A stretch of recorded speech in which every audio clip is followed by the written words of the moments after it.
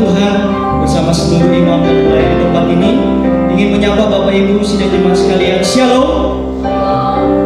Ya, puji nama Tuhan. Seizin Tuhan di sore menjelang malam hari ini kita masih mengadakan ibadah dalam suasana yang sedikit berbeda, namun kita yakin dan percaya kalau hadirat Tuhan, urapan Tuhan tidak berbeda, sama seperti kita berada di gereja. Puji nama Tuhan. Mari saat ini kita akan segera memulaikan ibadah pendalaman Alkitab kita. Untuk itu mari kita persiapkan hati dan pikiran kita di hadapan Tuhan. Kita mau datang bersyukur untuk segala kebaikan Tuhan, anugerah Tuhan yang sudah Tuhan limpahkan kepada setiap kita. Mari sama-sama kita mengangkat satu nyanyi. Seperti Musa yang sungai, seperti Musa rindu sungaimu, jiwaku rindu Engkau.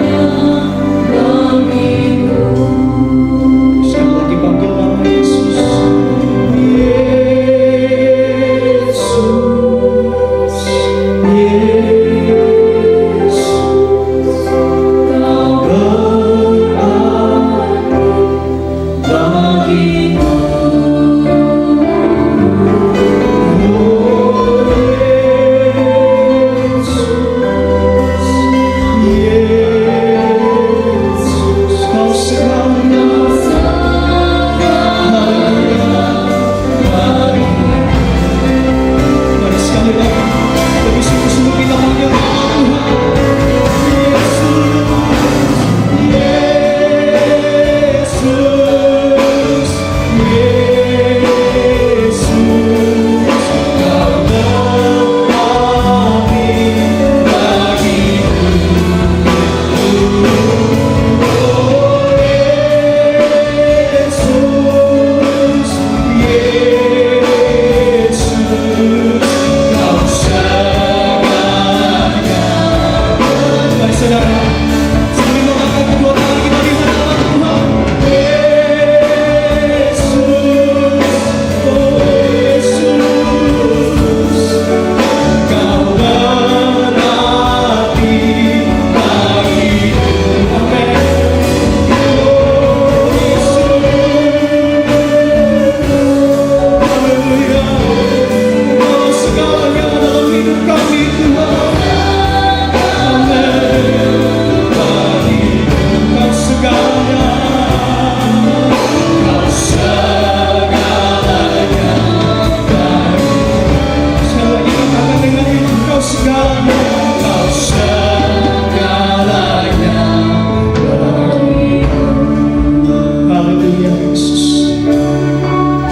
Engkau segalanya dalam setiap kehidupan kami Tuhan.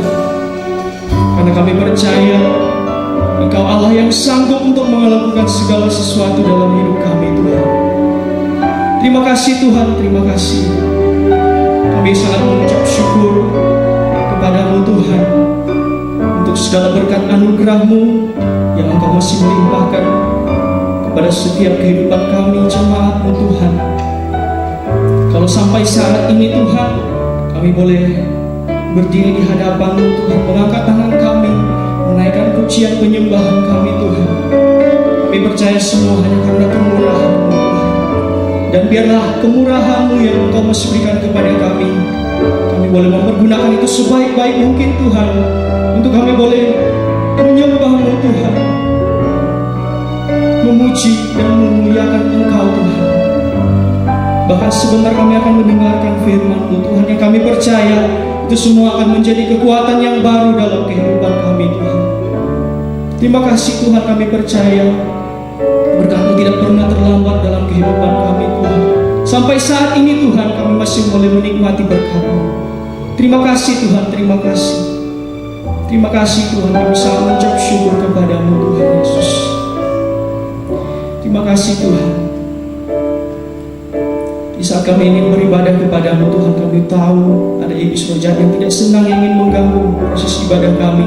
Oleh karena itu kami sepakat untuk memanggil nama-Mu yang berkuasa. Hanya di dalam nama Tuhan Yesus Kristus, biarlah Engkau yang mengurapi kami Tuhan. Kami percaya hadirat-Mu memenuhi tempat ini. Hadirat-Mu yang memberkati setiap pribadi kami dimanapun kami berada saat ini Tuhan. Terima kasih Tuhan, terima kasih. Mengalirlah kuasa-Mu Tuhan, mengalirlah urapan-Mu Tuhan di setiap pribadi kami. Terima kasih Tuhan. Ini tiba saatnya kami akan memuji Engkau, memuliakan nama-Mu. Biarlah Engkau yang hadir di tempat ini Tuhan. Engkau yang menjamah setiap pribadi kami. Di dalam nama Tuhan Yesus Kristus. Haleluya. Amin. Puji nama Tuhan. Mari kita akan segera memuji dan memuliakan nama Tuhan. Mari kita bersama-sama mengangkat satu nyanyian menjelang datang hari Tuhan. Haleluya.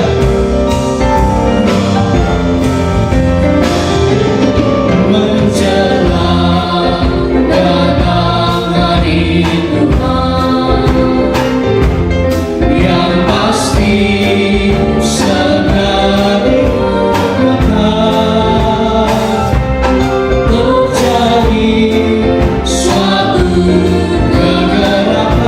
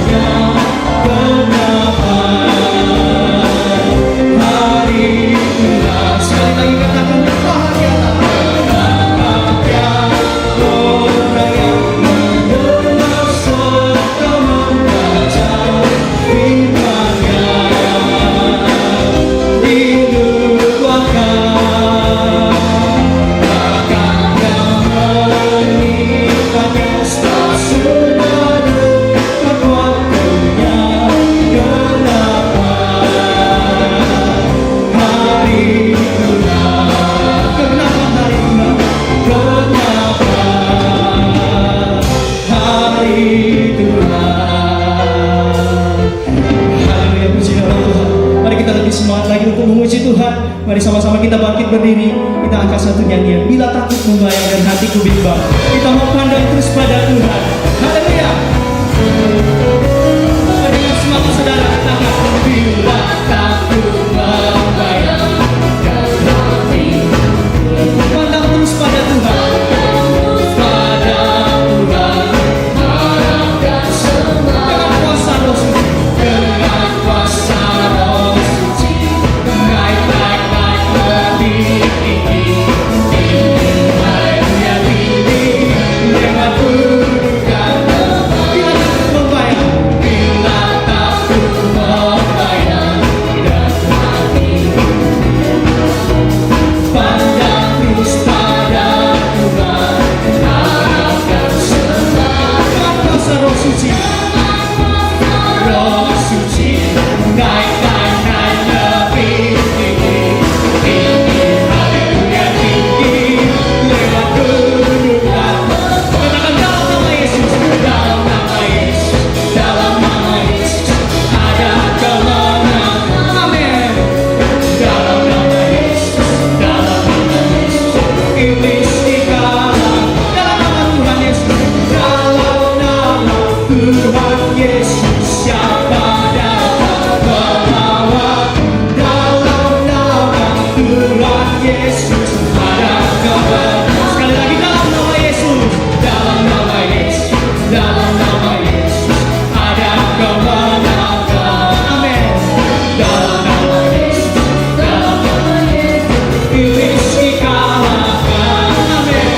Dalam nama Tuhan Yesus, siapa dapat melawan? Dalam nama Tuhan Yesus ada kemenangan. Katakan ada kuasa dalam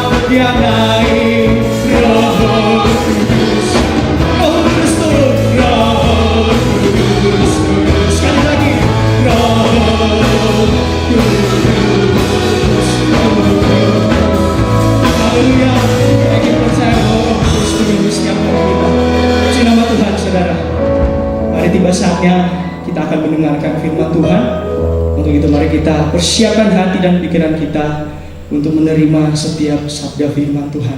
Mari kita mau angkat satu nyanyian. Betapa dahsyat Engkau Tuhan, Kau pencipta segalanya. Untuk itu kami datang sujud di hadapan-Mu.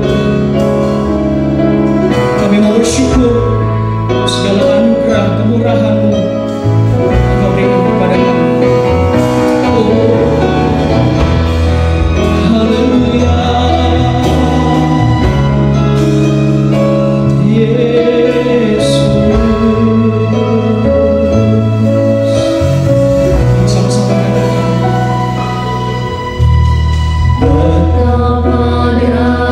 Engkau Tuhan,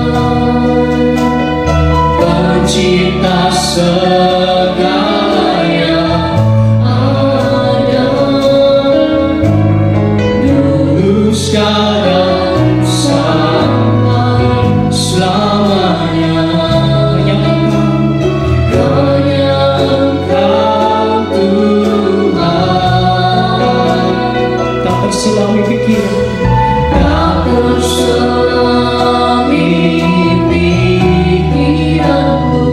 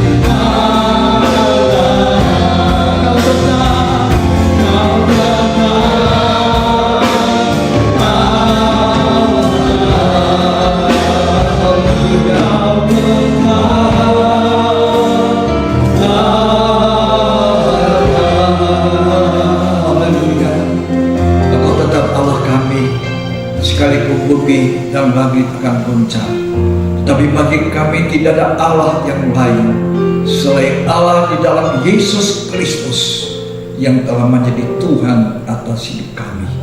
Kami percaya Tuhan, malam ini juga Engkau memberikan kami pemahaman Alkitab, memahami firman Tuhan, memahami kehendak-Mu Tuhan di dalam hidup kami. Berkati setiap kehidupan sidang sebat yang turut bersama-sama dalam ibadah pendalaman Alkitab di rumah masing-masing.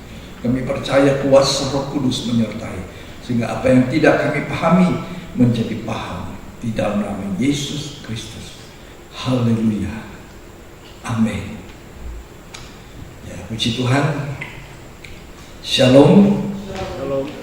Sidang jemaat yang dikasihi Tuhan, hari-hari ini kita oleh kemurahan Tuhan masih bisa mengikuti ibadah pemahaman Alkitab, walaupun tidak semua kita harus kumpul dan bisa berkumpul. Kita yang ada di sini dan juga ada di rumah masing-masing, terutama yang ada di rumah, harapan saya saudara mengikuti pemahaman Alkitab dengan baik-baik. Jangan santai, tetapi layaknya orang yang sedang beribadah. Kumpulkan keluarga, suami, istri, anak-anak, siapa saja dalam rumah, bersama-sama menyiapkan catatan dan juga Alkitab Anda, dan sudah bisa membaca dan beribadah serta bersungguh-sungguh, ya, bukan duduk santai sambil makan kacang goreng atau minuman kopi dan sebagainya, tidak. Tapi mari kita seperti layaknya kita sedang beribadah pada Tuhan. Puji Tuhan. Pendalaman Alkitab atau pemahaman Alkitab yang biasa kita lakukan, menurut saya itu sangat perlu, sangat penting, sebab pendalaman atau mendalami, atau istilah yang lain dikatakan memahami Alkitab. Ketika kita mendalami dan memahami Alkitab, maka kita sedang memahami, mendalami firman Tuhan. Memahami firman Tuhan itu berarti kita sedang memahami kehendak Tuhan. Sebab kehendak Tuhan semuanya ada di dalam firman-Nya, di dalam 66 kitab, di dalam Alkitab. Saudara-saudara yang kasih, pada hari Minggu saya menyampaikan firman Tuhan dari Efesus 5 ayat 15 sampai selanjutnya, dan ada di ayat 17 dikatakan, jangan bodoh supaya kamu mengerti kehendak Tuhan. Mari kita baca lebih dahulu ini Efesus 5 ayat yang ke-17. Sebab itu, janganlah kamu bodoh. Jangan bodoh. Tetapi usahakanlah supaya kamu mengerti kehendak Tuhan. Usahakan supaya kamu mengerti kehendak Tuhan. Ya. Jadi kalau kita tidak mau jadi bodoh, maka kita harus berusaha untuk mengerti kehendak Tuhan, memahami, ya, memahami kehendak Tuhan, memahami firman Tuhan. Jadi selama kita mau memahami kehendak Tuhan, maka itu berarti kita sangat senang kalau kita bisa mempelajari Alkitab bersama, memahami firman Tuhan. Tetapi memahami Alkitab, memahami firman, tidak hanya sampai di otak kita, brains kita, tetapi ini otak, pikiran, ya, akal budi kita cuma jadi saluran, dan akhirnya firman Tuhan itu harus masuk di dalam hati, disimpan di dalam hati. Kalau cuma sampai di otak, maka itu nanti membuat manusia punya pengetahuan, tetapi pengetahuan yang bisa menjadikan kita sombong, apa yang masuk di hati. Ini hati, kata Amsal, sumbernya kehidupan. Makanya Tuhan berkata, jaga hatimu dengan segala kewaspadaan. Kalau hati kita berisi kasih Tuhan, yang keluar adalah dari hidup kita kasih Tuhan. Kalau hati kita berisi firman Tuhan, yang keluar dari mulut kita firman Tuhan. Apa yang ada di hati itu keluarnya lewat hidup kita, kelakuan kita, dan terutama kata-kata kita. Jadi firman Tuhan yang kita dengar tidak boleh cuma berhenti di pikiran otak manusia. Bahkan saya katakan, pikiran akal budi yang tidak dibaharui tidak mungkin bisa menangkap firman Tuhan. Dan itu Rasul Paulus dalam Roma 12 mengatakan, supaya pikiran kita ini dibaharui. Artinya pikiran yang lama, pikiran duniawi, tidak mungkin bisa menerima apa-apa yang dari Tuhan. Pikiran manusia kita ini tidak mampu untuk mencerna sebenarnya begitu dalam kata Tuhan. Siapa yang bisa memahami dalamnya pikiran Tuhan? Tidak ada, kecuali kita mau belajar dari hati yang bisa menyimpan dalamnya pemikiran-pemikiran Tuhan itu.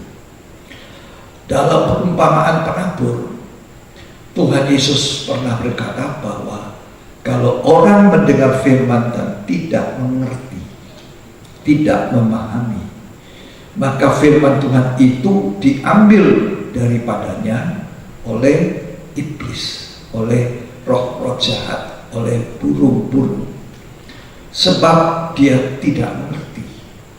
Jadi apa yang kita dengar, apa yang kita baca, itu menjadi sia-sia karena kita tidak mengerti. Perlu mengerti, perlu, tapi mengerti bukan dengan pikiran, tapi mengerti dengan hati. Coba kita baca Matius 13 ayat 9, Injil Matius pasal 13 ayat 9.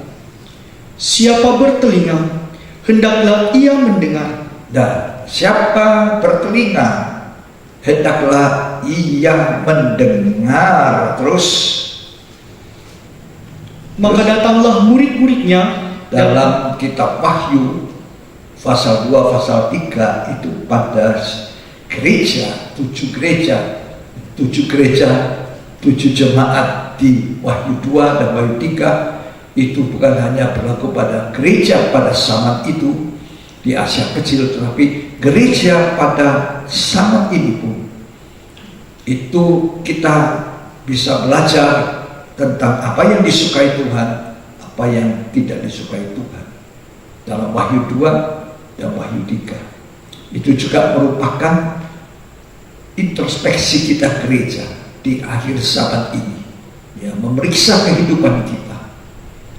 Apakah kita ada di salah satu dari 7 jemaat yang dikatakan di Wahyu 2 dan Wahyu 3? Tetapi setiap kata peringatan Tuhan, ancaman Tuhan, bahkan Tuhan menyediakan pahalanya, maka Tuhan itu selalu menjanjikan sesuatu untuk kita, tapi dimulai dengan barang siapa bertelinga. Barang siapa bertelinga, hendaklah ia mendengar apa yang dikatakan oleh Roh kepada jemaat-jemaat. Jadi barang siapa bertelinga hendak mendengar. Tapi mendengar itu ada macam-macam. Ada orang mendengar tapi tidak mengerti. Ada orang mendengar tapi disertai pula kekhawatiran, tipu daya, kekayaan dunia. Ada yang mendengar memang menerima dengan senang hati, tapi tidak dalam akarnya, karena firman Tuhan tidak dibiarkan menjangkau paling dalam. Di hatinya ada banyak batu-batu disimpan, hidupnya tidak pernah mau disucikan. bagaimana orang seperti ini bisa memahami. Jadi jadilah tanah yang baik. Ya, coba lanjut itu Matius 13 ayat 10. ya. Maka datanglah murid-muridnya dan bertanya kepadanya, Ya. "Mengapa engkau berkata-kata kepada mereka dalam perumpamaan?" Ya. Jawab Yesus, "Kepadamu diberi karunia untuk mengetahui rahasia kerajaan surga." Kalau toh kita bisa memahami tentang kerajaan surga, firman Allah, itu cuma kasih karunia. Itu satu kemurahan, dan tidak semua orang dapat kemurahan ini. Ya, terus, Tetapi kepada mereka tidak. nah itu, ya terus, Karena siapa yang mempunyai, kepadanya akan diberi, ya, sehingga ia berkelimpahan. ya, Tetapi siapa yang tidak mempunyai, ya. apapun juga yang ada padanya akan diambil daripadanya. Nah, terus, Itulah sebabnya aku berkata-kata dalam perumpamaan kepada mereka. ya, Karena sekalipun melihat, mereka tidak melihat. sekalipun mereka melihat, tapi tidak melihat. Ini buta jasmani dan buta rohani. Buta rohani lebih bahaya daripada buta jasmani. Terus, Dan sekalipun mendengar, mereka tidak mendengar. sekalipun mendengar, tapi mereka tidak dengar. Tuli. Apanya yang tuli? Roh, telinga rohnya. Terus, Dan tidak mengerti. ya tidak mengerti apa yang dia dengar. Terus, Maka pada mereka genaplah nubuat Yesaya yang berbunyi, ya, "Kamu akan mendengar dan mendengar, ya, namun tidak mengerti. tidak mengerti kamu. Terus, Kamu akan melihat dan melihat, namun tidak menanggap. ya, terus, Sebab hati bangsa ini telah menebal, nah hatinya keras. Tebal itu keras. Ya, terus dan telinganya berat mendengar." berat untuk mendengar. Karena itu ketika kita mendengar firman Yakobus 1 mengatakan, lembutkan hatimu. Dengan apa kita melembutkan? Dengan Roh Kudus. Lembutkan supaya firman itu kita terima dan tertanam di hati kita dan mengerti, memahami. Kita bisa mendalami hatinya Tuhan lewat firman. Karena firman itu kehendak Tuhan, isi hati Tuhan yang dituangkan melalui firman itu. Terus, Dan matanya melekat tertutup, ya, terus, supaya jangan mereka melihat dengan matanya, ya, dan mendengar dengan telinganya, ya, dan terus, mengerti dengan hatinya, mengerti dengan hati. Ini, mengerti dengan hati. Kita perlu mengerti dengan hati.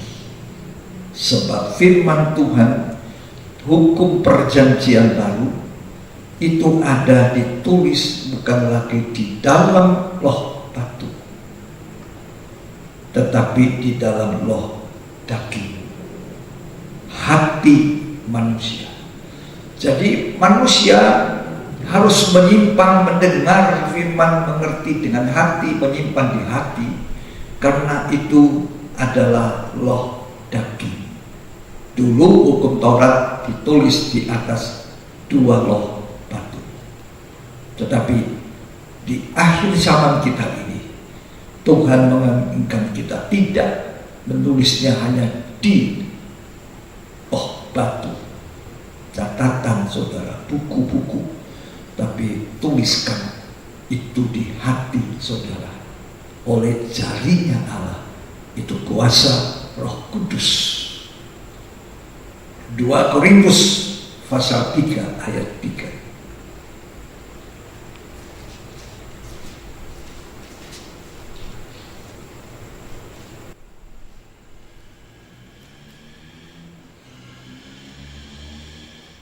Karena telah ternyata bahwa kamu adalah surat Kristus Ya. yang ditulis oleh pelayanan kami.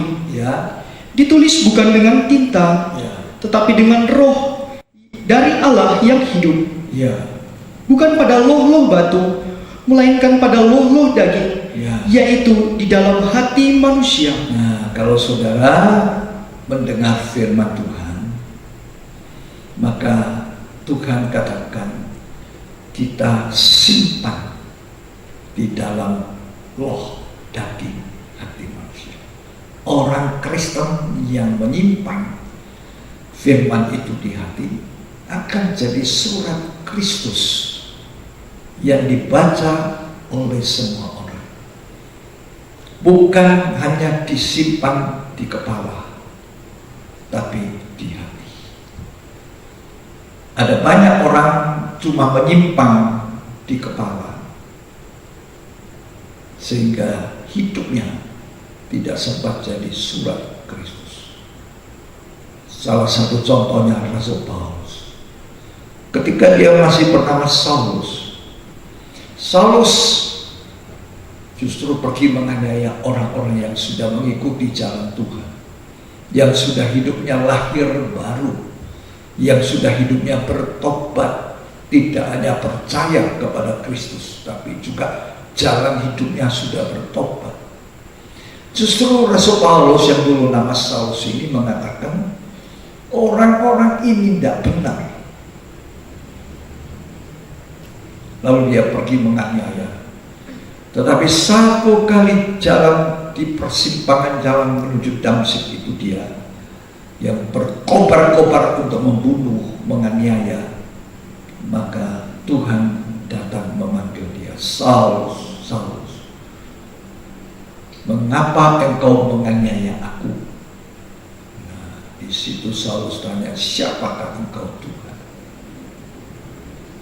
Orang seorang yang ilmu sekolahnya tinggi, hukum Taurat penuh, kedudukannya di dalam bait Allah Sanhedrin, tetapi tidak mengenal Tuhan.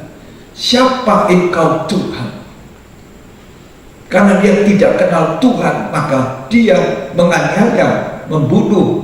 Tetapi ketika perjumpaan pertama di perjalanan ke Damsyik itu, maka dia mulai di situ mengenal Tuhan. Betapa besar kasih Tuhan orang yang justru seperti Rasul Paulus ini. Heran sekali. Tuhan bilang dalam Kisah Rasul, orang ini adalah alatku nanti. Bayangkan betapa kasihnya Tuhan. Harusnya kan Tuhan biar orang ini jahat, benar, dibunuh saja, dihukum mati. Tapi Tuhan tidak memberi hukuman itu kepada Rasul Paulus. Malah hidupnya ditangkap oleh Tuhan dan dijadikan alatnya Tuhan. Setelah dia dibaharui, tadinya otaknya penuh dengan hukum Taurat, otaknya penuh dengan firman Tuhan mungkin, ya, tetapi sekarang bukan otaknya saja, hatinya. Itu sebabnya dia berkata, oleh kasih karunia aku ini ada sebagaimana aku ada, hanya oleh kasih karunia. Dulu aku penghujat, dulu aku penganiaya, dulu. Saya percaya orang Kristen yang selalu menyimpan firman di hati dan itu mencoba selalu untuk hidup takut akan Tuhan, mengasihi Tuhan, hidupnya akan jadi suratnya Yesus Kristus, surat yang dapat dibaca semua orang. Menjadi satu kehidupan yang kemudian jadi contoh model seperti Rasul Paulus. Dia berani berkata, ikutlah aku sebab aku telah mengikut Kristus. Jadi saudara yang kekasih, kita bukan hanya mengisi otak kita, tahu banyak, hafal Alkitab. Tetapi ketika kita membaca, kita berusaha membaca dengan hati kita, roh kita. Ya, karena itu jagalah hatimu dengan segala kewaspadaan. Hati ini sumbernya macam-macam dosa. Tetapi ketika orang percaya itu datang pada Kristus, dia tidak hanya harus jadi orang Kristen, di KTP-nya Kristen, tapi dia jadi orang yang mengikut Kristus, hidupnya dibaharui, dia percaya, dia bertobat, dia lahir baru. Nikodemus adalah seorang pemimpin agama, tokoh agama, seorang yang punya banyak teori-teori di dalam otaknya. Mungkin dia minta maaf kepada yang mempunyai titel teologi. Saya tidak berusaha menyinggung saudara, tapi saya mengatakan mungkin Nikodemus seperti itu. Tetapi apa kata Tuhan kepada Nikodemus dalam Yohanes 3? Aku berkata kepadamu Nikodemus, kalau engkau tidak dilahirkan kembali, engkau tidak bisa melihat surga dan tidak bisa masuk di dalam surga. Itu sebabnya kata Yesus kepada Nikodemus, aku mengatakan kepadamu, engkau harus dilahirkan kembali. Hatinya berbalik kepada Tuhan. Ini perlu. Kita tidak pernah bisa memahami firman Tuhan dengan baik ketika hati kita tidak berbalik kepada Tuhan. Bangsa Israel zaman dulu ketika Musa turun dari Gunung Sinai, dia membawa hukum-hukum Tuhan, loh, mukanya begitu bersinar sehingga bangsa Israel tidak bisa melihat wajah Musa.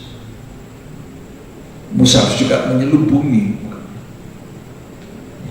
Tapi orang Israel kebanyakan tidak ada yang berubah bertobat. Malah mereka menyembah patung lembu emas. Dan Musa memecahkan dua lot batu. Tetapi Paulus mengatakan,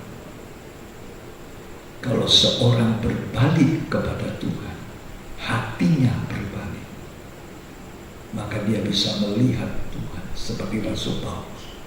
Dia bisa mengerti isi hatinya Tuhan. Coba kita baca ya di dalam 2 Korintus pasal yang ketiga. Sama-sama kita baca. Kita perlu membaca karena kita perlu tahu apa yang dituliskan di dalam Alkitab.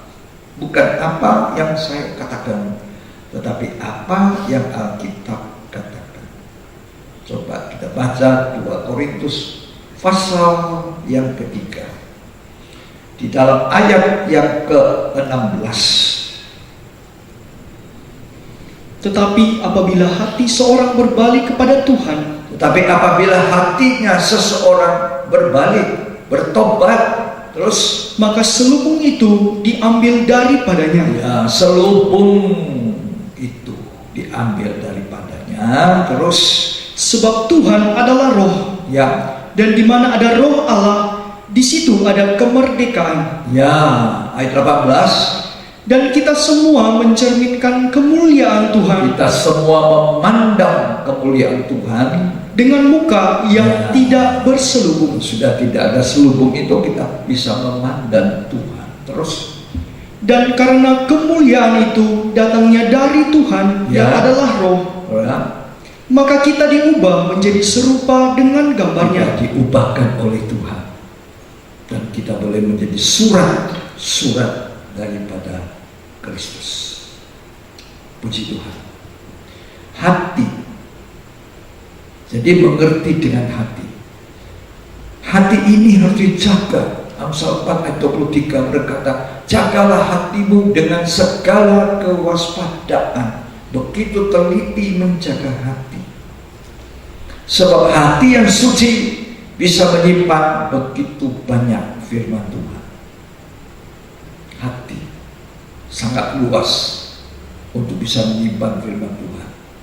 Dalam pelajaran tabernakel, maka meja roti sajian itu, meja terbuat dari kayu, harus disalut dengan emas. Dan di atasnya meja yang disalut emas itu ada piring dari emas. Dan di atas piring emas itu ditaruh tumpukan roti 6 dan 6 di sebelahnya. 6 itu sama dengan 12 kalau dijumlah. Jadi 12 itu adalah bicara tentang pengajaran rasul. Itu kegiatan gereja mula-mula. Mereka berkumpul untuk belajar apa yang diajarkan rasul-rasul. Tapi 66 itu juga adalah angka daripada kitab, jumlah kitab yang ada di Alkitab kita. 66 kitab dari Kejadian sampai Wahyu. Saudara yang kekasih, nah, emas itu berbicara tentang kesucian ilahi. Tidak ada orang mau taruh makanan di tempat piring yang kotor. Piring saudara bersihkan dulu, baru disimpan makanan. Betul? Saudara tidak mungkin makan dari piring kotor. Nah, kalau hati saudara seperti piring, mana mungkin Tuhan taruh firman Allah di situ? Hati saudara harus disucikan oleh Tuhan. Makin bersih hati, makin banyak menampung firman Tuhan. Makin kita bisa mengerti, makin kita bisa memahami. Karena itu saudara yang berkasih, marilah kita jangan meremehkan pendalaman Alkitab, memahami Alkitab. Kita tidak sedang belajar untuk jadi teolog saja, tapi kita sedang belajar untuk memahami hati Tuhan, mengerti isi hati Tuhan. Kalau itu yang ada, maka Alkitab katakan kita jadi tanah yang baik, yang menghasilkan buah-buah 30 kali lipat, 60 kali lipat, bahkan 100 kali lipat buah-buah dari kehidupan kita, dan kita dilihat oleh orang menjadi terang dan garamnya dunia, menjadi berkat bagi banyak kehidupan. Tidak jadi orang Kristen yang tidak paham, tidak suka firman Tuhan, makanya hidupnya tidak betul, memabuk, meminum, perokok keras, sambung menyambung, kumpul kebo, segala macam kelakuan, tipu, mencuri. Ya. Apa sebab hati mereka belum berbalik pada Tuhan, wajah Tuhan belum bisa dipandang. Di dalam firman itu kita sedang memandang wajahnya Tuhan, dan lewat memandang wajah Tuhan dan mendengar firman yang mengisi hati kita, kita memahami dia, kita berubah menjadi seperti Kristus. Dari hari ke hari kita diubahkan. Satu hari kelak Alkitab katakan sempurna seperti Tuhan. Itu panggilan orang Kristen. Itu panggilan. Kita dipanggil oleh Tuhan menjadi orang-orang Kristen untuk menjadi serupa, segambar Allah, seperti pada mulanya Allah menjadikan manusia Adam dan Hawa serupa segambar Allah, bukan segambar binatang, tidak.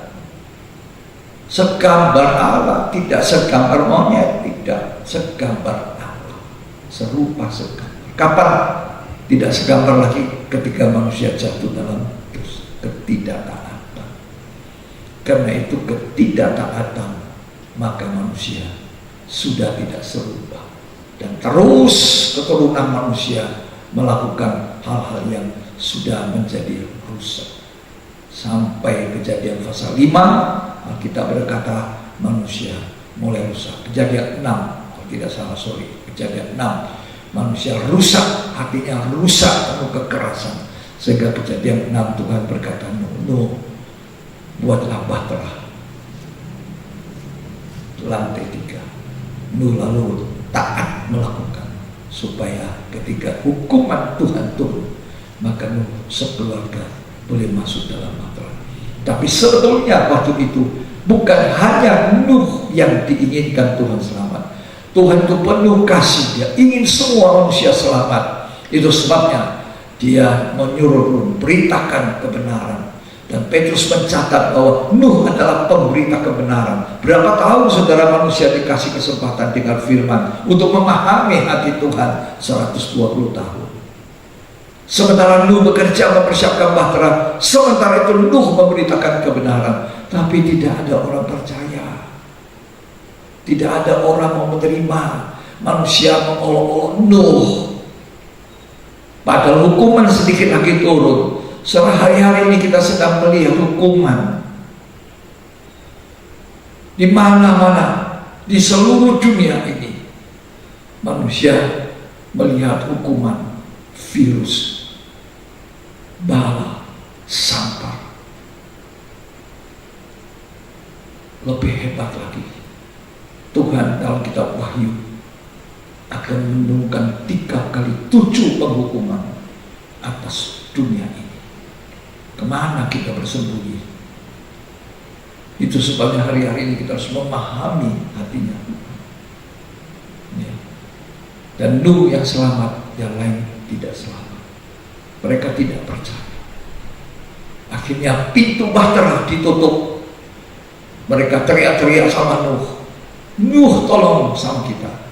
Saya ini adalah ipar, adalah mertua, adalah siapa-siapa. Tapi Tuhan, Nuh bilang, Tuhan yang menutup pintu, bukan saya.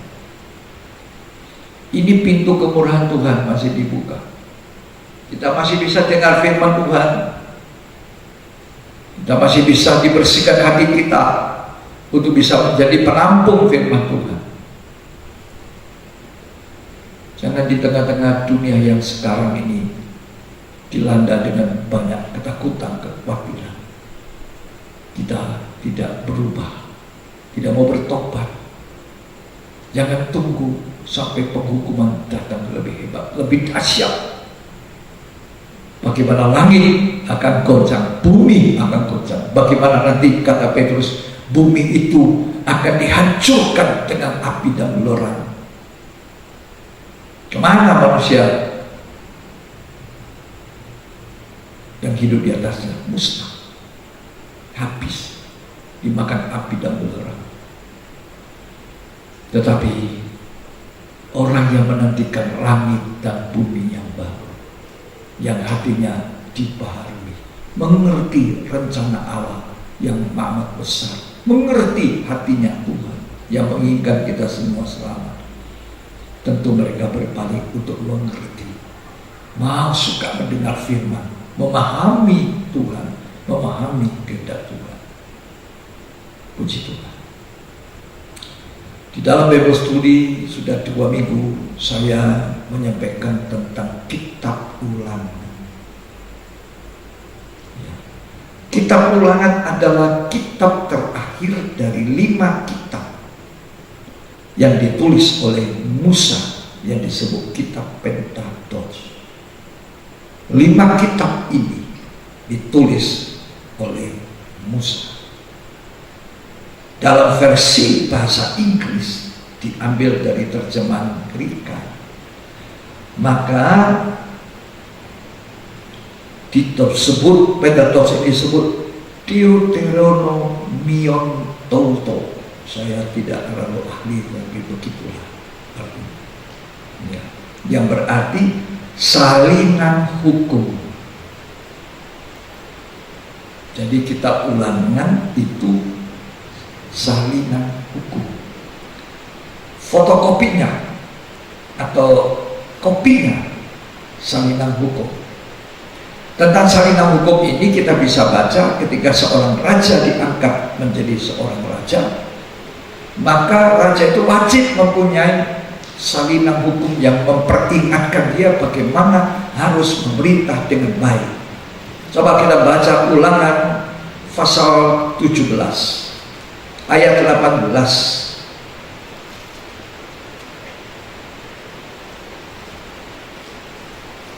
Apabila ia duduk di atas tahta kerajaan, maka haruslah ia menulis baginya salinan hukum ini. Salinan hukum, Deuteronomion Tauto.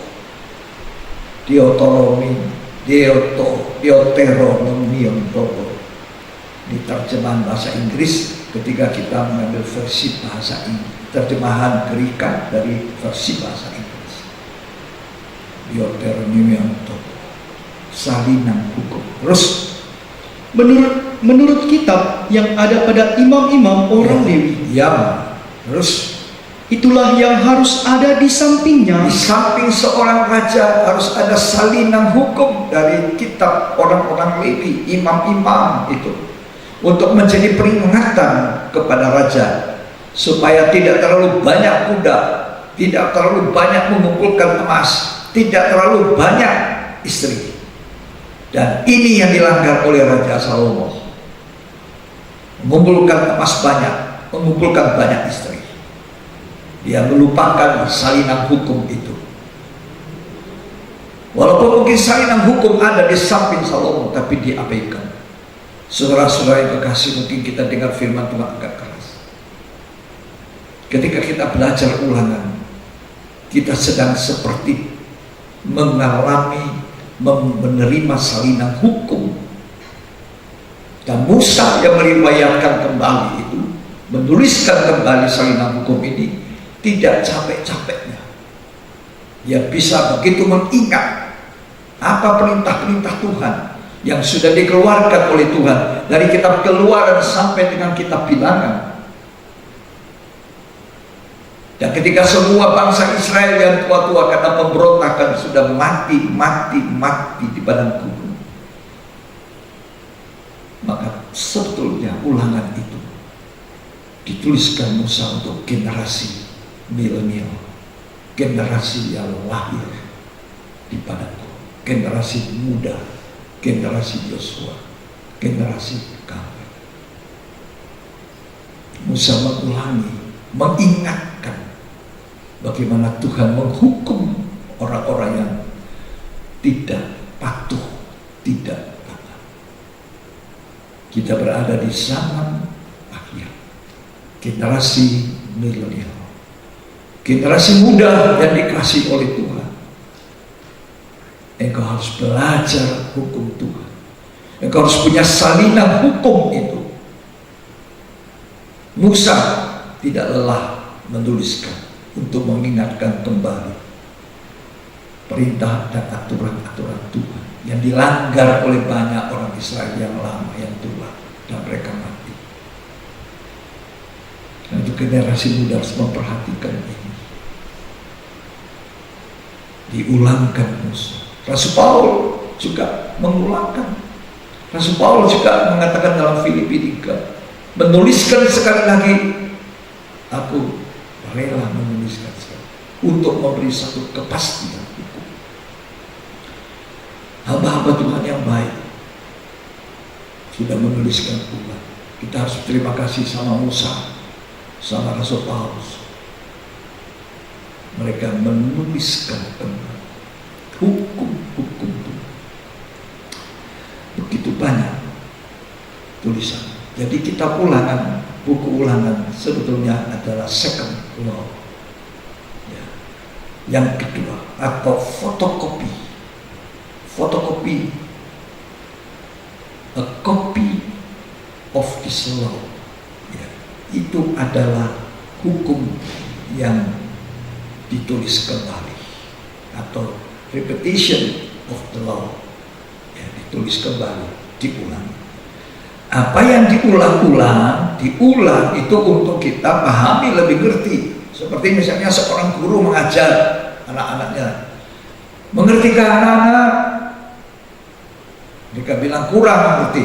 Gurunya mengulangi lagi, menulis lagi.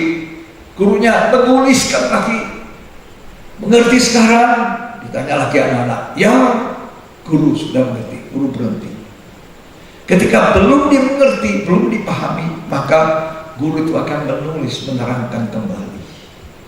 Begitulah hamba-hamba Tuhan yang ada pada zaman itu. Rasul Paulus, Musa menuliskan lagi.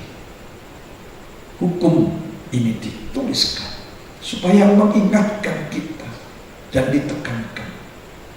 Sesuatu yang sangat ditekankan, diulang-ulang, itu adalah sesuatu yang penting, kata firman Tuhan. Contohnya, kalau seorang ibu atau seorang ayah mau keluar kota, tinggal anaknya di rumah, dia pesan anaknya, malam hari kamu harus periksa pintu, sudah terkunci semua atau tidak,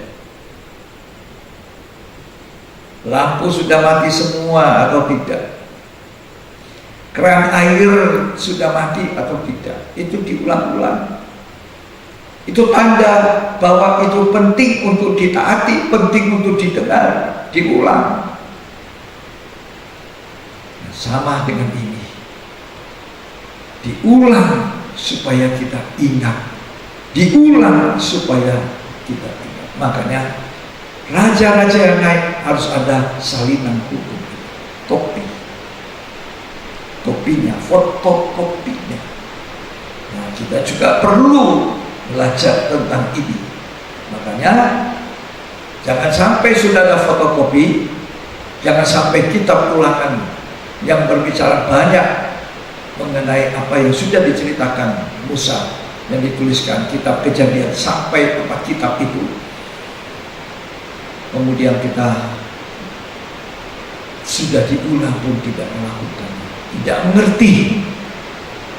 Inilah yang Tuhan ingin kita pahami. Makanya kitab ulangan itu mengulas banyak kembali tentang apa yang dikatakan dalam kitab Keluaran sampai dengan Bilangan. Bahkan kitab ulangan ini spesifik sekali karena di dalam Perjanjian Baru banyak dikutip juga dari kitab ulangan. Banyak. Salah satu yang dikutip oleh Yesus waktu dia menghadapi 3 kali pencobaan dari setan, jadikan batu jadi roti. Dia jawab, manusia tidak hanya hidup dari roti saja, tapi dari setiap sabda yang keluar dari mulut. Itu dikutip dari mana? Ulangan 8, tolong dibaca. Ulangan 8 ayat yang ketiga. Jadi sebagian besar kitab Perjanjian Baru itu mengutip juga dari kitab ulangan yang kita pelajari selama ini sudah 2 kali, ya. Mari kita baca dulu Ulangan 8 ayat 3. Jadi ia merendahkan hatimu, Ya, membiarkan engkau lapar, dan memberi engkau makan mana ya, yang tidak kau kenal dan yang juga tidak dikenal oleh nenek moyangmu, ya.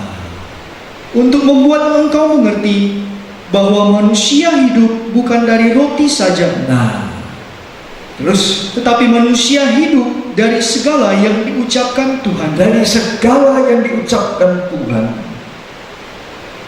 itu Tuhan berkata. Kutipan itu di dalam Matius 4 ayat 4 dikutip. Tolong baca Matius 4 ayat 4. Tetapi Yesus menjawab, ada tertulis,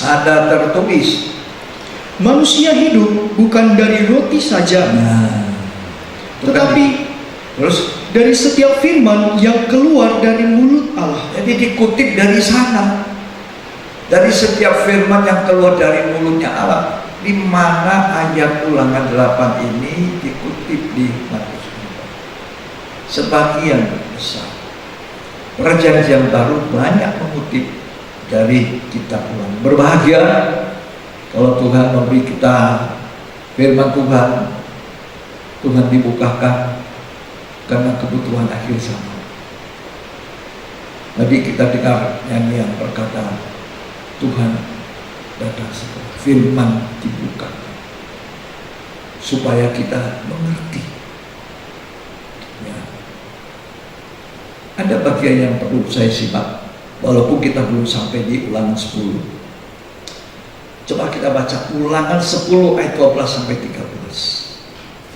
Walaupun kita masih mulai dari ulang 1 pada 2 minggu kali pendalaman Alkitab, tapi mari kita baca Ulangan 10 ayat 12 dan ayat 13. Ini bagian yang penting kita simak, ya, tolong dibaca. Orang Israel diperingatkan supaya taat dan bersyukur. Orang Israel itu diperingati supaya suka taat, suka bersyukur. Ya, terus Ayat 12. ya. Maka sekarang hai orang Israel, apakah yang dimintakan daripadamu oleh Tuhan Allahmu Nah, selain dari takut akan Tuhan Allahmu?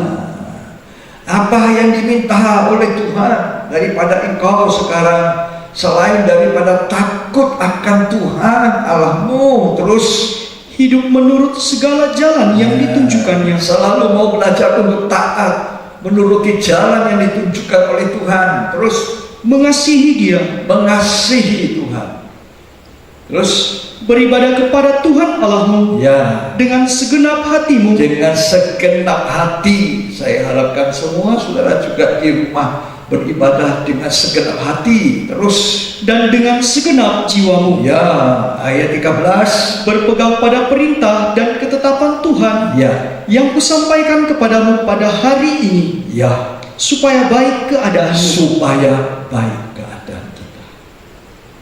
Kita mendapatkan perlindungan yang istimewa supaya baik keadaan.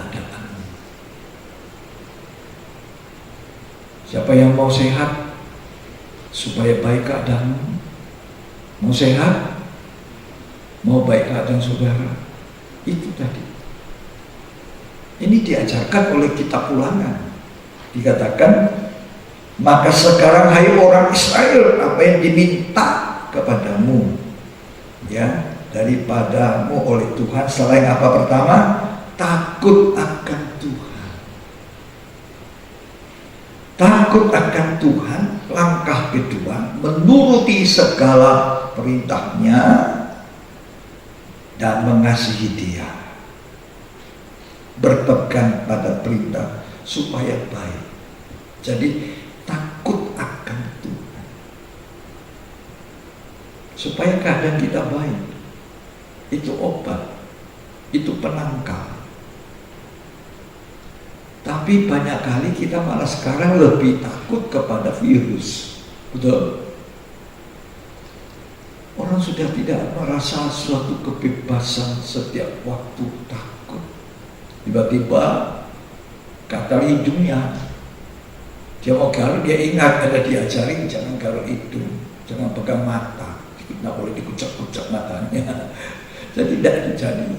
Begitu takut, begitu waspada kita kepada virus ini, ketimbang takut akan Tuhan. Coba di tengah-tengah ancaman virus corona begitu banyak orang berguguran jadi korban, tidak kurang rekan-rekan hamba Tuhan yang dipakai Tuhan dan dikasih Tuhan, tidak kurang dokter-dokter, perawat medis jadi korban. Entah masih ada orang mau melakukan kejahatan. Ya. Harusnya kita melihat situasi seperti ini, kita menjadi baik, berubah, takut kepada Tuhan. Kalau kebiasaan buruk kita dulu suka maki-maki, sekarang berhenti. Kalau kebiasaan dulu kita ini suka cemburu sama orang, sekarang kita berhenti cemburu. Tuhan tolong saya. Kalau kita dulu malas baca Alkitab, sekarang kita mau rajin baca Alkitab. Kita mau tahu apa yang isi hati Tuhan, apa yang Tuhan mau kerjakan. Ketimbang takut ini, takut itu, marilah kita belajar. Kata Ulangan, takut akan Tuhan. Amsal berkata, takut akan Tuhan, umurmu diperpanjang. Ada itu ayatnya, takut akan Tuhan, umur. Coba kita baca ya, cari itu.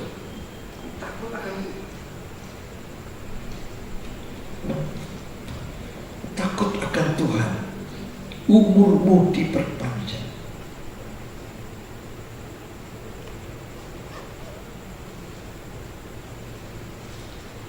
Kalau kita ada takut akan Tuhan, ayat 27, Amsal 10, ayat ke-27.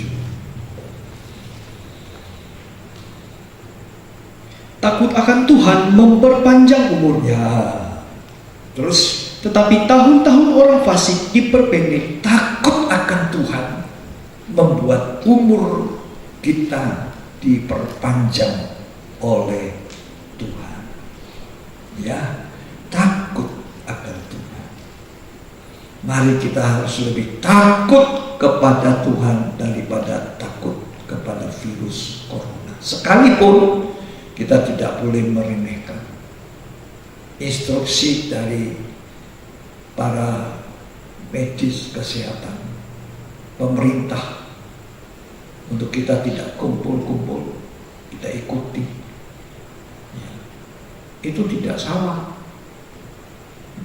Tapi Alkitab dalam kitab Ulangan suruh kita beribadah dengan baik-baik, takut akan Tuhan. Maka orang yang mengasihi Tuhan pasti mau menuruti perintahnya. Tuhan bilang, orang yang mengasihi aku melakukan segala perintahku. Yohanes pasal 14 ayat 15.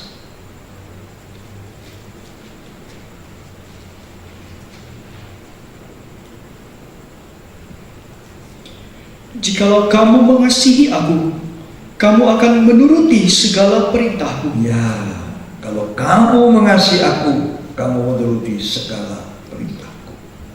Jadi kita diatur oleh hukum, salinan hukum.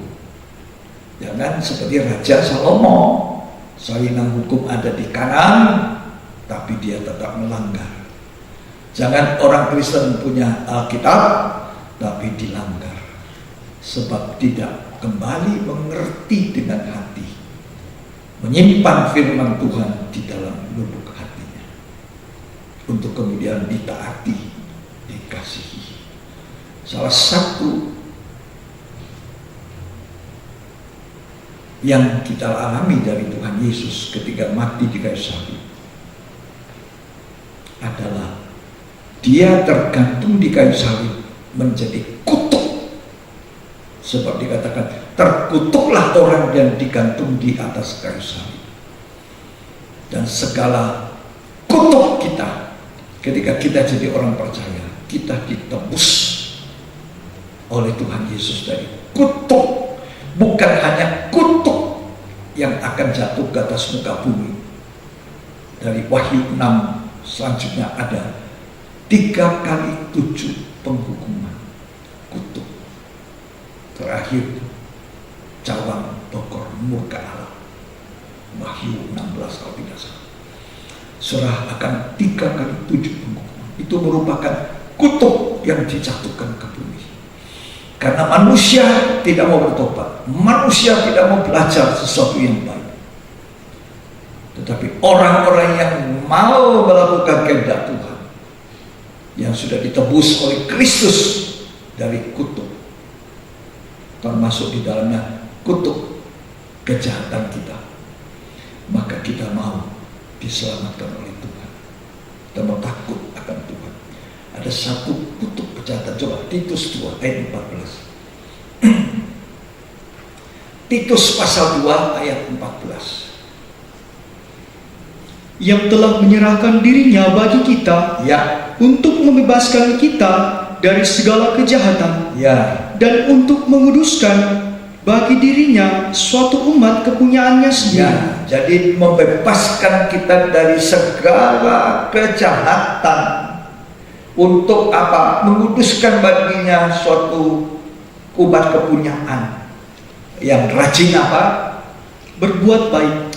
Dalam salinan asli, bahasa aslinya, kutuk kejahatan itu, kejahatan yang dikatakan sini bahwa salah satu hal yang dikatakan membebaskan kita dari segala kejahatan, kutuk kejahatan.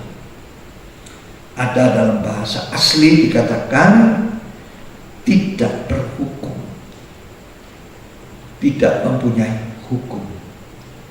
Jadi orang yang tidak punya hukum, hidupnya sembarangan, berbuat jahat.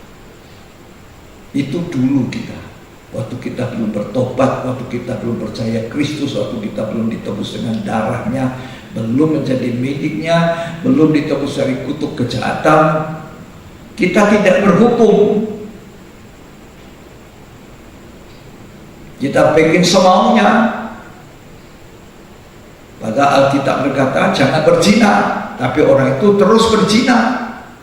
Hukum perjanjian baru bukan hanya berzina melakukan secara fisik, tetapi orang yang memandang seorang wanita dan ingin di dalam hatinya sudah berzina. Itu hukum perjanjian baru. Kalau hukum Taurat mengatakan orang yang berzina dilempar batu sampai mati.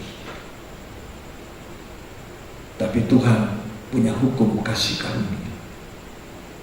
Wanita yang berzina dibawa ke hadapannya di dalam bait Allah. Mereka katakan hukum Taurat berkata orang ini harus mati, tetapi Tuhan tidak menghukum. Inilah hukum perjanjian baru.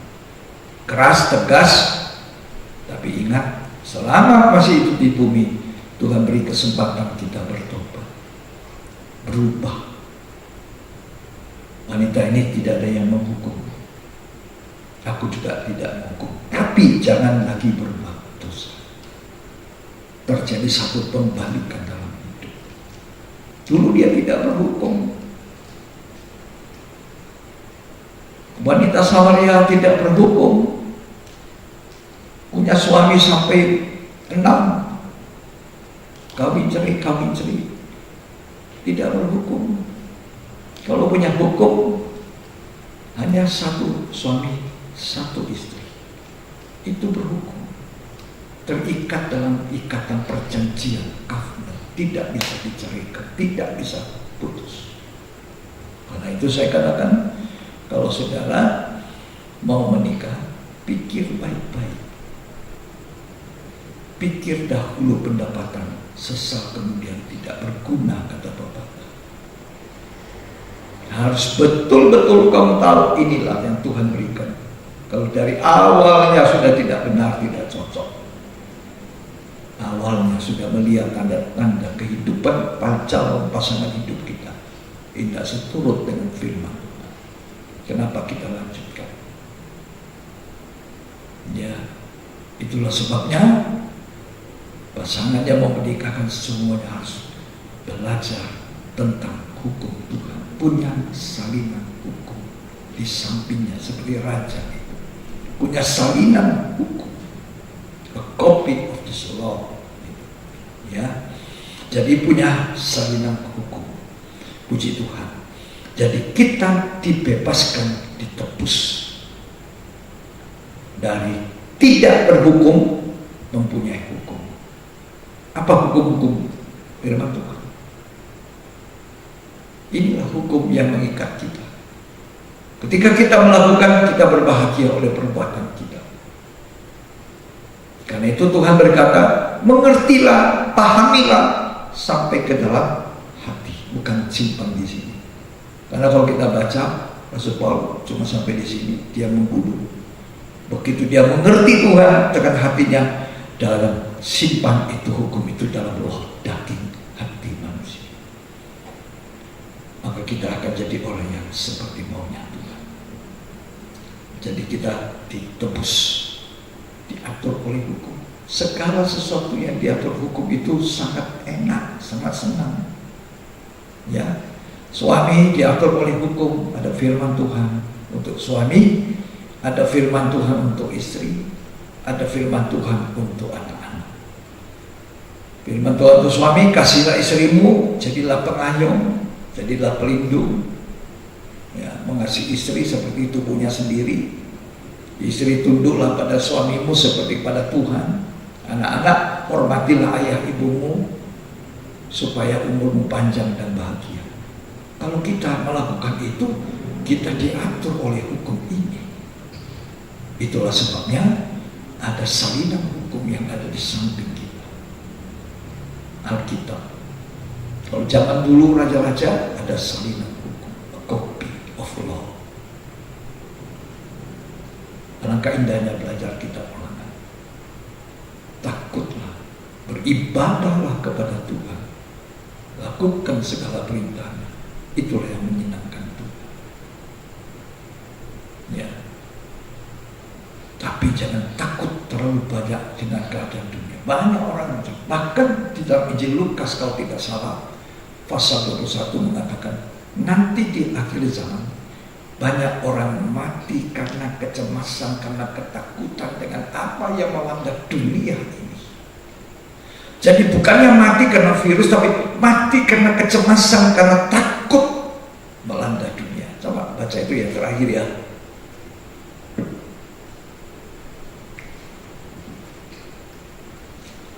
Lukas pasal 21.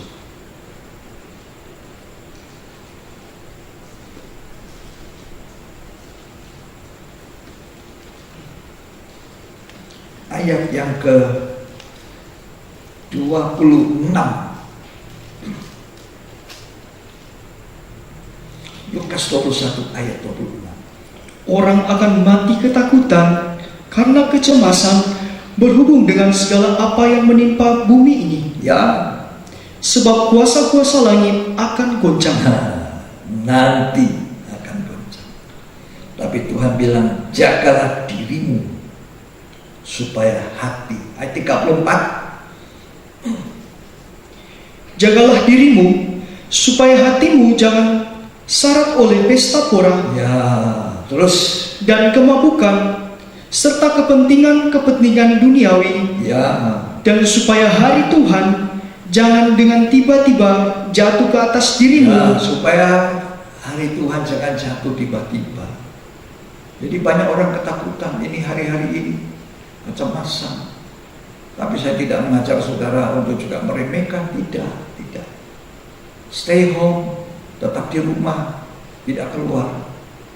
Ya, terus kecuali kita boleh buat sedang beribadah dan saya harus ada di tempat ini supaya saudara bisa menyaksikan di rumah kami di sini. Terus, Sebab ia akan menimpa semua penduduk bumi ini. ya, terus ayat 34. Berjaga-jagalah senantiasa Ya. sambil berdoa, Nah, terus, supaya kamu beroleh kekuatan untuk luput dari semua yang akan terjadi itu. ya, berjaga-jaga, berdoa, luput dari itu. Terus, Dan supaya kamu tahan berdiri di hadapan Anak Manusia. ya, jadi inilah waktu di mana kita stay home, ngumpul.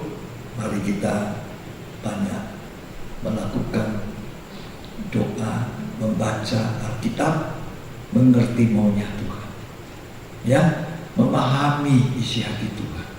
Kalau Tuhan memberitahu kita hari ini, itulah kasihnya Tuhan. Terima kasih pada Tuhan. Amin. Mari kita akan bangkit berdiri, kita semua siap untuk menyanyikan lagu dan menyembah kepada Tuhan.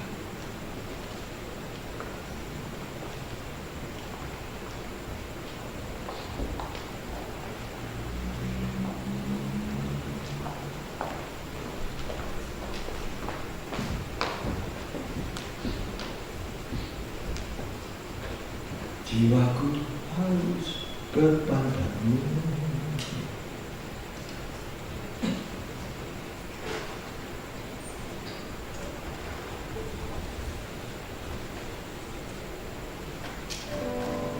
Haleluya. Tuhan itu baik bagi kita semua.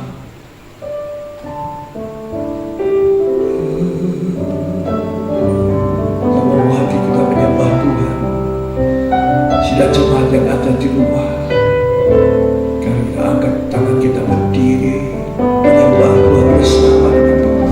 Jiwaku merindukanmu, ya Allah, ya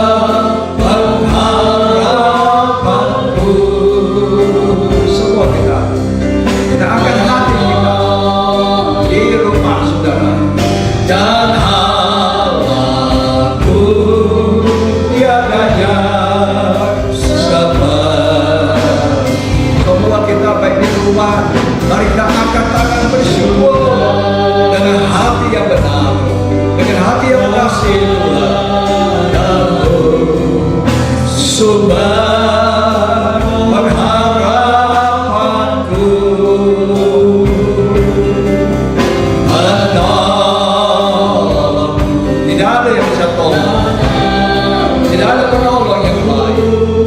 Allah yang seperti Tuhan kita. Bersyukur, mari kita bersyukur.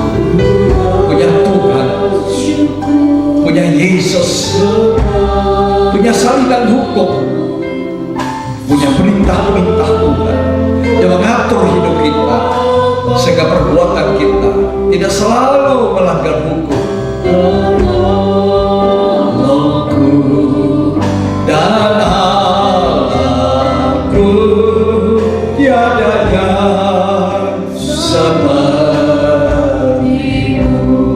tiada yang sepertimu, tiada yang sepertimu. Katakan sekali lagi, tiada yang sepertimu.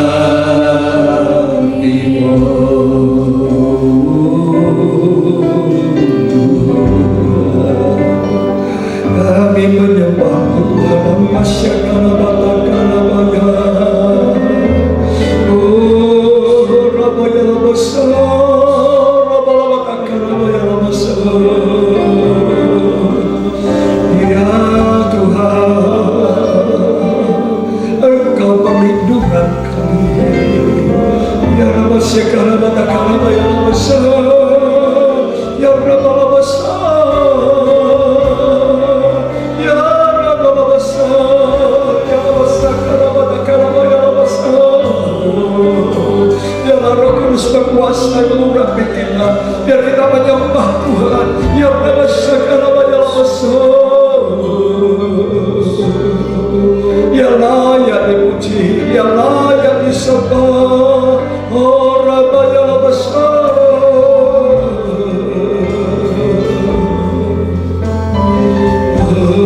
Ya Rabasa Kalabaya Rabasa. Terima kasih untuk firman Tuhan. Engkau mau supaya kami memahami, mendalami pikiran-Mu Tuhan. Sekalipun pikiran Tuhan tidak terselami, tapi Engkau mau kami ubah memahaminya. Sebab kami mempunyai hukum, bahkan itu disalin kembali. Di hukum Tuhan itu ditaruh dalam hati kami, dalam roda, supaya tidak menjadi lupa, supaya kami menjadi pelaku firman dan bukan melupakan apa yang kami sudah dengar. Biar semua Tuhan manusia boleh cepat-cepat di hati mereka takut kepada Tuhan. Anak-anak Tuhan, orang-orang Kristen,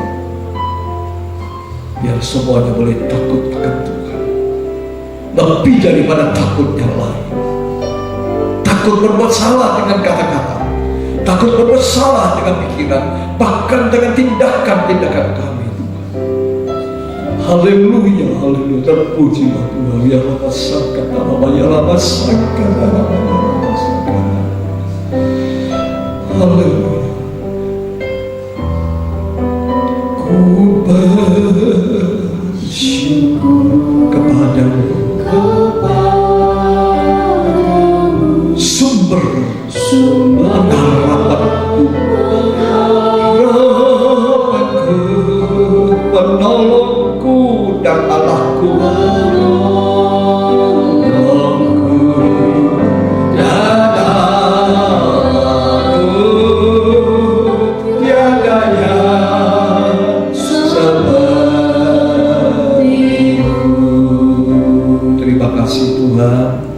Kami percaya firman Allah tidak pernah sia-sia.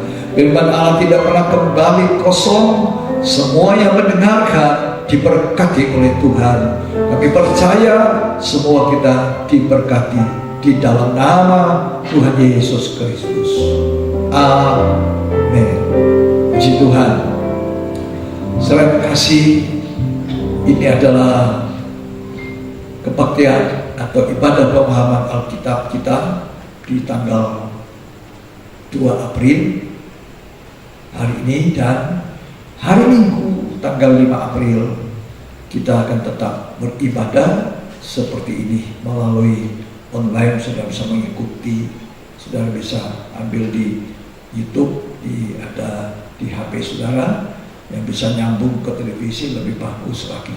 Ya, saya percaya Tuhan memberkati kita dengan segala kesederhanaan, dengan segala apa yang kita sudah lakukan ini. Roh Kudus akan berkarya sehingga saudara di rumah pun tetap merasakan kasih-Nya Tuhan. Saya percaya jemaat diberkati oleh Tuhan.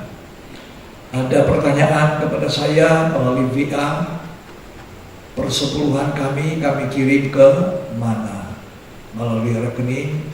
Ya, saya bilang boleh, nanti akan dikabarkan, ya, dia akan dikirimkan oleh bendahara rekening yang saudara akan sampaikan ke bank apa, persepuluhan saudara, pekerjaan Tuhan, pembangunan, persembahan-persembahan yang lainnya, saudara bisa membawanya melalui bank lewat rekening yang nanti disampaikan lewat WhatsApp kepada saudara oleh bendahara. Nanti saya akan memberitahukan kepada saudara sekalian kapan, ya kita akan tunggu waktunya Tuhan. Saya percaya jika kita semua takut Tuhan, Tuhan akan menolong kita semua. Ya, saudara yang kekasih Tuhan, hari Minggu saudara tetap bisa mengikuti ibadah jam 9 pagi di rumah masing-masing. Ya, jam 9 pagi kita tetap akan sediakan waktu untuk Tuhan. Mari kita akan akhiri ibadah kita. Kita akan menaikkan pujian kita. Kami memuji kebesaran-Mu Tuhan.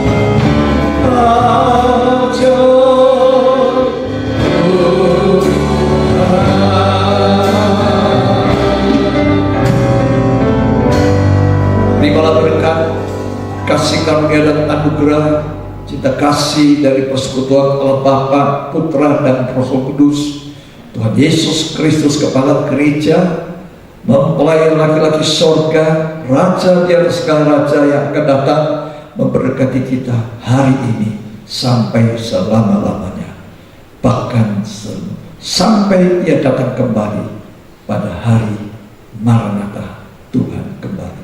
Kita diberkati untuk menjadi berkat. Terimalah berkat itu di dalam nama Yesus Kristus. Dan terima berkat, sama-sama kita katakan amin.